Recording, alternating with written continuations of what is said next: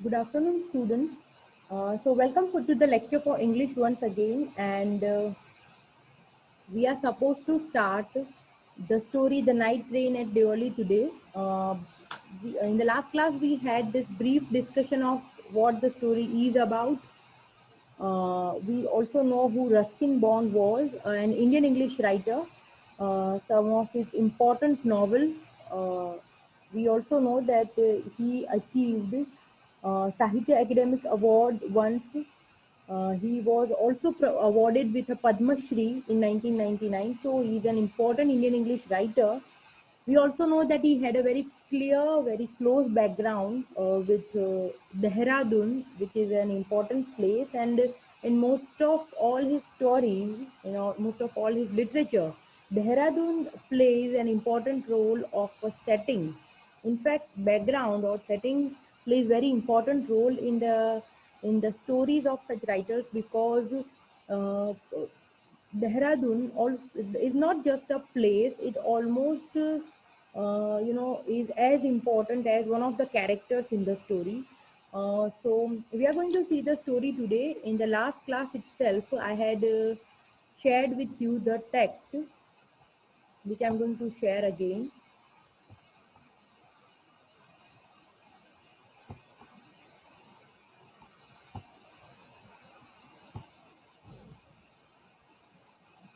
Uh, the Night Train at Deoli, which is a short story written by Ruskin Bond. I have got a soft copy for this.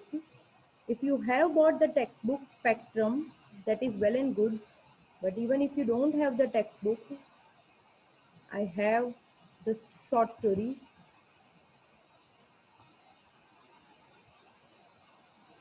I had given this work of reading the story.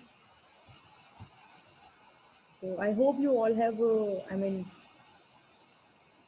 gone through the story. Those who have it,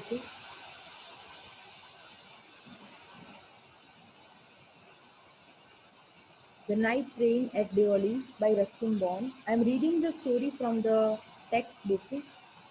At the same time,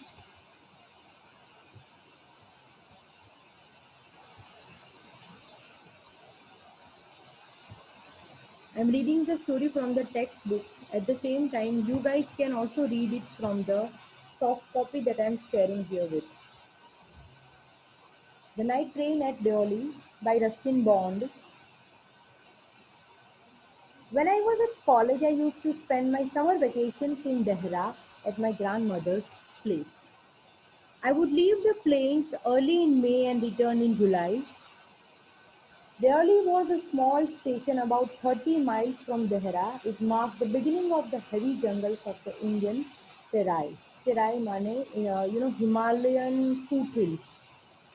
It has, again, you can understand that the background of this place, it is a hilly area. Indian Terai means Himalayan, it has this touch of Himalayas. Hilly area and something that is near Dehradun is always the background in his story. So Deoli was a small station about 30 miles from Dehra.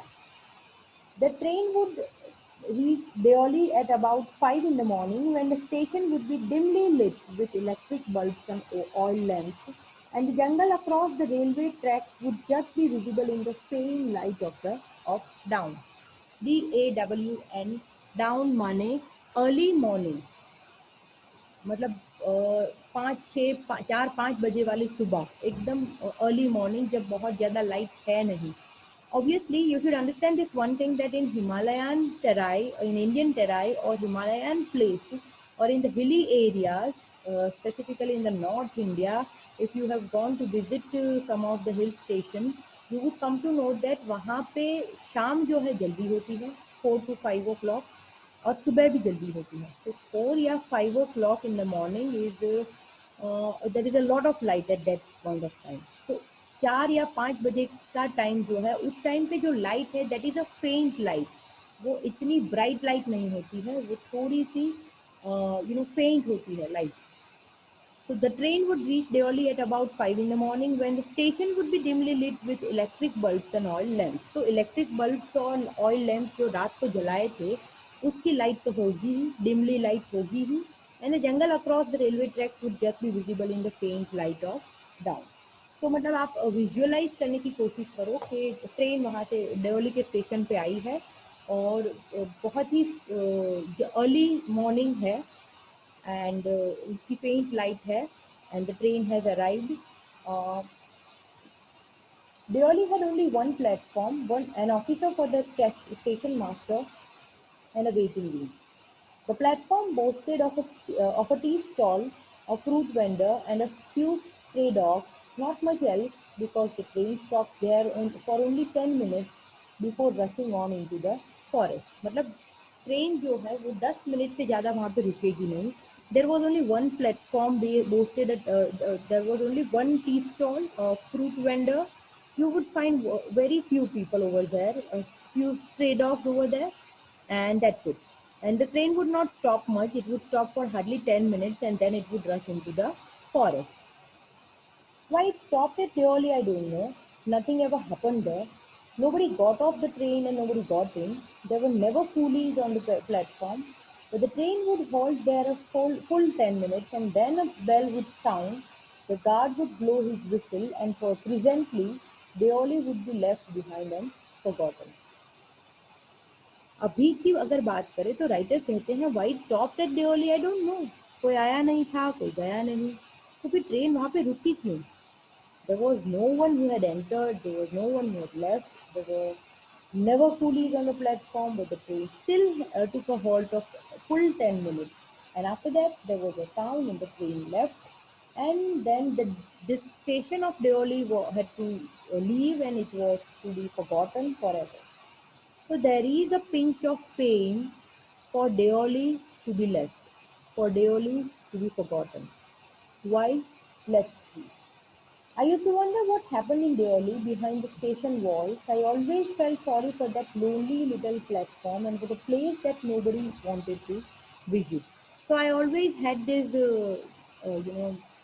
sense of wonder, sup- uh, sense of being in amazement. I was always amazed at the fact that this is a small station. There is no one who enters into the train at this station. There is no one who leaves at this station. There is no one who has any job to be done over here. Then I always had this feeling of sorry for that lonely little platform. I decided that one day I would get off the train at Deoli and spend the day there just to please the town. तो एक दिन मैं यहीं पे उतरूंगा क्योंकि मुझे मुझे देओली देखना है. यहाँ पे कोई आता नहीं, कोई जाता नहीं. बेचारा station. This is a sort of feeling that I had for the station. I was 18. See, this is full teenage. I was 18. Visiting my grandmother and the night train stopped at Deoli. A girl came down the platform selling baskets. एक लड़की जो है वो platform पे आई and she was selling baskets. It was a cold morning and the girl had a shawl thrown across her shoulders. Her feet were bare and her clothes were old, but she was a young girl walking gracefully and with dignity. See, she's just a basket seller. She's just a poor girl who is, selling baskets to earn maybe earn some money. But still, there is a grace in the way she walks, and there is a dignity in the way she walks, the way she, carries herself. So though she is poor, though she is not wearing even the shoes at her in her feet, and her clothes were also old, but still the writer, who was of the age of 18, he could sense the grace in her walk. Try and remember the way she looked, the way that girl was looking. Try and remember that.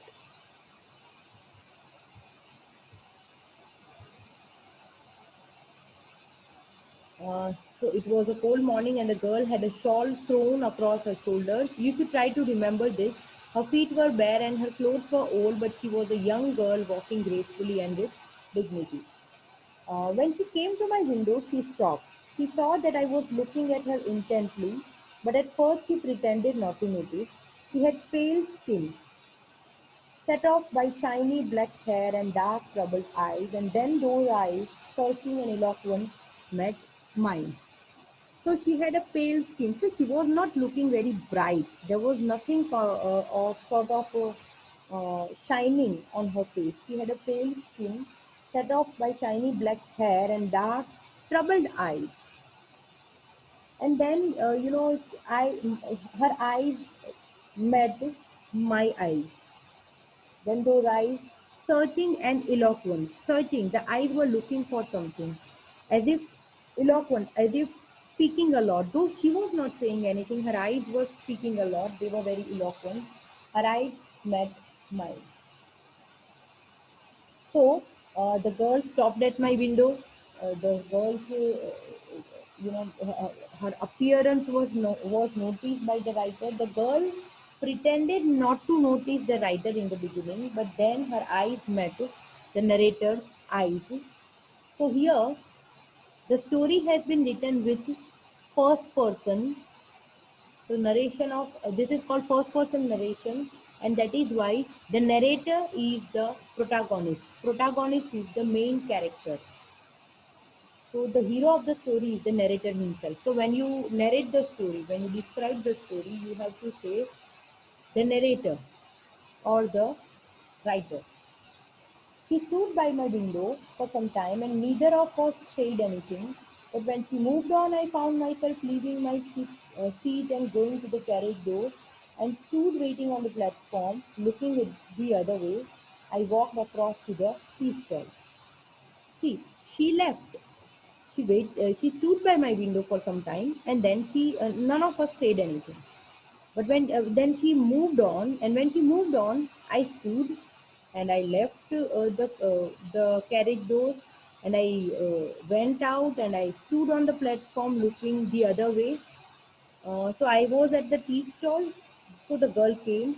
She stood at the window. She saw the narrator. The narrator did not say anything, but when she left, the narrator also stood and he also went to the tea stall on the platform. I walked across to the tea stall. Like a kettle was boiling over a small fire, but the owner of the stall was busy serving tea somewhere on the train. The girl followed me behind the stall. Do you want to buy a basket? She asked. They are very strong, made of the finest scale. So this is how the girl started the conversation. Do you want to buy a basket? They are very strong, made of a very fine scale, very fine wood. No, I said, I don't want a basket. We stood looking at each other for what seemed a very long time, and she said, are you sure you don't want a basket? All right, give me one. I said, and I took the one on top and gave her a rupee, hardly daring to touch her finger. So then she said, you really don't want to buy a basket? And I said, okay, give me one. And I gave her money, hardly daring to touch her fingers. So, I didn't dare to touch her fingers. There was nothing sort of trying to touch her fingers. Okay. As she was about to speak, the guard blew his whistle. He said something, but it was lost in the clanging of the bell and the hissing of the engine. So then she was about to say something and the guard blew the whistle. That means, as we know, the train stops at the station, at the Deoli station only hardly for 10 minutes. Okay, so in 10 minutes these things had happened, that the girl had gone to the window by which the narrator was sitting. She had stood there for some time, then the narrator left. Then she left the place, and when she was on the platform, the narrator also came out of the carriage and he went to the tea stall where the girl came and sold him a basket. So this much had happened. By this time, 10 minutes were over. So the guard blew the whistle and the train was about to leave. uh, the girl tried to say something, but the voice could not be heard because of the clanging of the bell and the hissing of the engine. So, because of the noise of the engine and because of the whistle of the guard, the girl's voice could not be heard. I had to run back to my compartment, otherwise the train would leave. So I had to run back to my compartment. The carriage shuddered and jolted forward. The carriage as if shuddered, as if in pain, as if it was not happy, as if it was in great grief that it had to leave the station. Because see, try and understand the language that has been that has been used by the writer, because the language in a way expresses the feelings of the writer's own mind. So the carriage shuddered and jolted forward as if just to leave the place was an act that was full of great pain for the writer. I watched her as the platform slipped away, as the platform slipped away, as if you are leaving. Try and understand. You are sitting in a train, and the train starts leaving the station, and the platform slips away, as if it was right now it was here, and then it left. It slipped away. She was alone on the platform, and she did not move, but she was looking at me and smiling. So as if I don't have any relationship with her, I don't know who she was, and still she was looking at me, and there was a smile on her face, and I still remember her face having a smile on it. I watched her until the signal box came in the way, and then the jungle hit the station, but I could still see her standing there alone. So gradually, for some time, unless there was a signal box that came in the way, till then I kept watching her, and then I could not watch her, but I could still in my mind's eye, I could sense her standing alone on the platform. I sat up awake for the rest of the journey. I could not rid my mind of the picture of the girl's face and her dark, smoldering eyes. Smoldering eyes, glowing with deep emotion. The eyes that were glowing with deep emotion. So, as if she did not say anything, but as you know, her eyes were searching. Earlier, also, the writer has given her eyes the adjective of searching and eloquent. The eyes which were looking for something and eloquent, as if they were speaking a lot. There were a lot of emotions in her eyes, and now smoldering eyes, the eyes that were glowing with deep emotion. There was a lot to be read from her eyes. So I hope you guys can read the things that are not written down. There was a lot of emotion in her eyes. But when I reached Dehra, the station became blurred and distant, for there were other things to occupy my mind. Um, I had to go to my grandmother's place. So obviously, this incident of meeting a girl that was completely a strange girl, this incident blurred, as if it became very blurred. It was not clear in my mind anymore, and it became a very distant incident. I didn't have much to do with that girl, so it didn't came to my mind a lot, and it became a blurred and distant incident. For there were other things to occupy my mind. It was only when I was making the return journey 2 months later that I remembered the girl. So it was only when I was going back to my place, and I again had to pass from the station of Deoli, that girl again came to my mind. And I remembered her. I was looking out for her as the train drew into the station, and I felt an unexpected thrill when I saw her walking up the platform.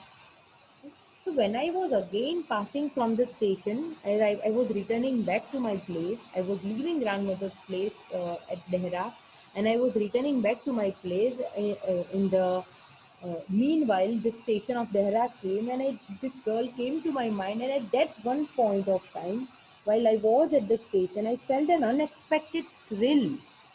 There was an unexpected thrill when I saw her walking up the station. I sprang off the footboard and waved to her. I was so thrilled. I was so excited. There was an unexpected excitement in me. I was very delighted to see her, and I sprang off the footboard. I stood up and waved to her. When she saw me, she smiled.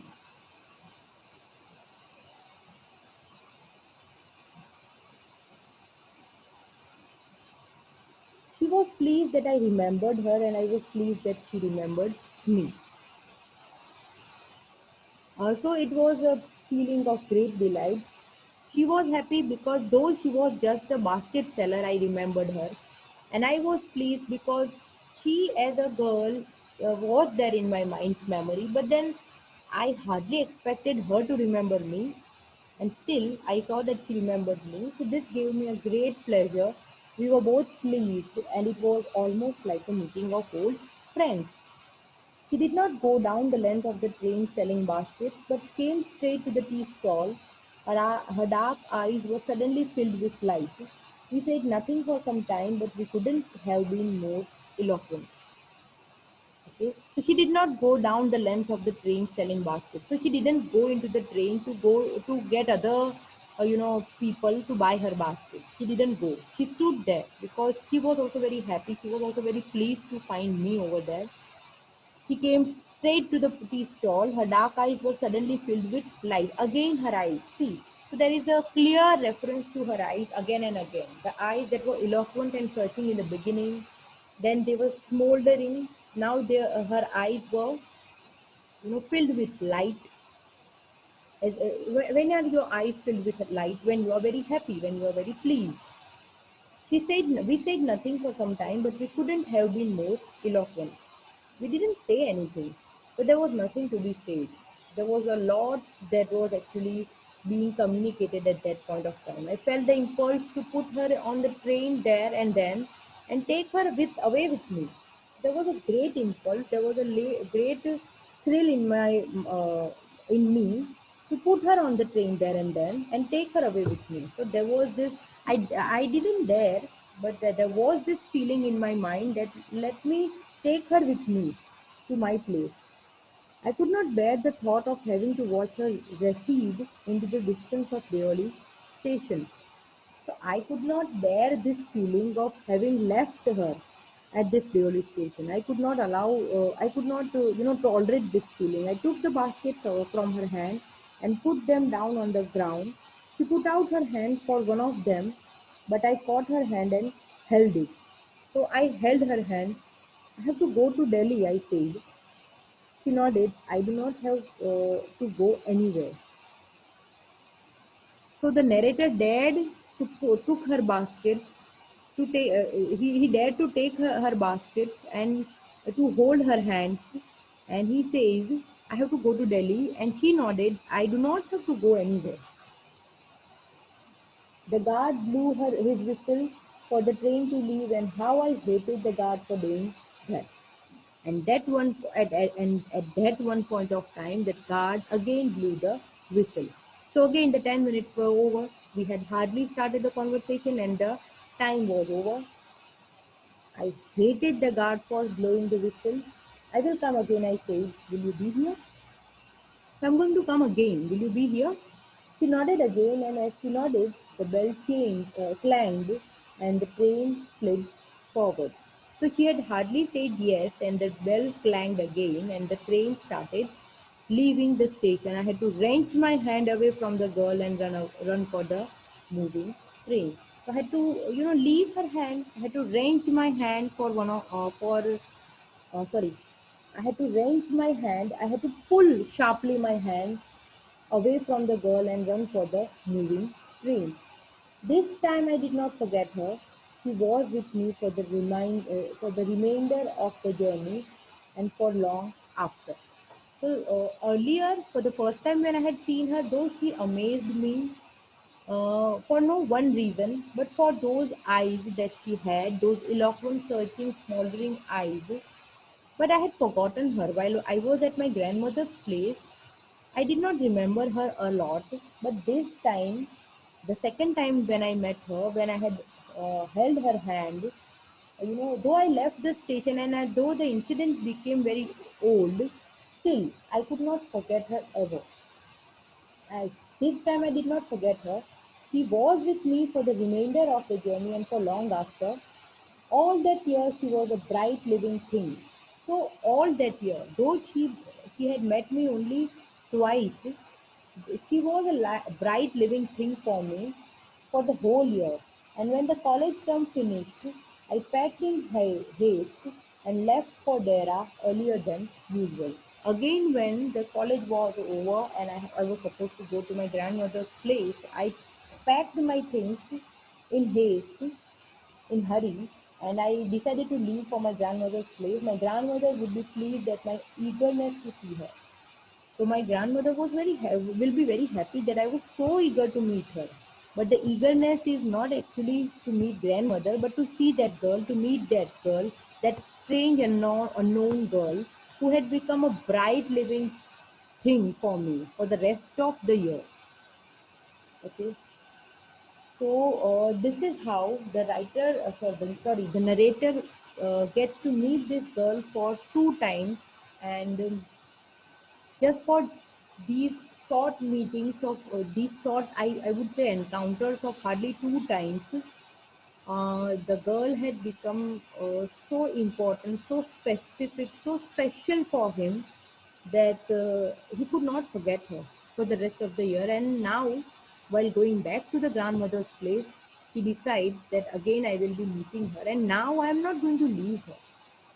This time I would not leave her. So now what would happen?